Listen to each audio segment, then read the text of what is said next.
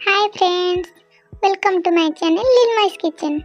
तो मु आज आपण मानक पाई नहीं आसीची गोटे नुआ रेसिपी जहाँकि छोट पिला मानक ठु आरंभ करके बड़ मानक समस्त को पसंद। तो मु आज बनैबी मसला मैगी। ताहले देरी न करी आसंतु आरंभ करिबा मसला मैगी। वीडियो को फास्ट और लास्ट जाए निश्चय देखिए। तो मु प्रथम ये फाड़ी कैप्सिकम को पूरा छोट छोट करी काटी नेली। तापर गोटे बड़ पियाज को लेकिन छोट छोट करी काटी नेली। गोटे टमाट नहीं ताको भी छोट छोट करी काटिदेली। गोटे कंचा लंका।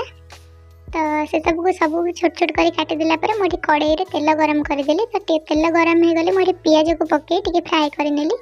पियाज टिके फ्राए हो गले मु सेथिरे कंचा लंका कैप्सिकम को एका संगे पकई ताको टिके फ्राए करदेली। से टिके भाजी हो गले सेथिरे मु टमाट को ऐड कली। तापर स्वाद अनुसार लूण हल्दी गुंड लंका गुंड को पकई ताको आउ टिके मु भल भाव में भाजीदेली। से टिके भाजी हो गले मुझे मैगी मसला को पकईदेली। तो मैगी मसला टिके फ्राए हो गले मु अल्प पानी दे से मैगी को पकईदेली। मैगी को ये 4 खंड मैगी मु नहीं। तो मैगी सब को ये देदेली। तो मु काटी रखी कंचा पियाज।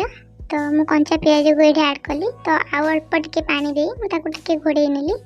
तो से टिके सीझी गला मुझे टमाटो सॉस चिली सॉस को ऐड करी ताको टिके भल भाव में मु मिसई देली। तो से भी भल भाव में मोर मिसी गला। मैगी भी एठी पूरा सीझी जाई छी। तो हमर एबे रेडी हो जाई छी मसला मैगी।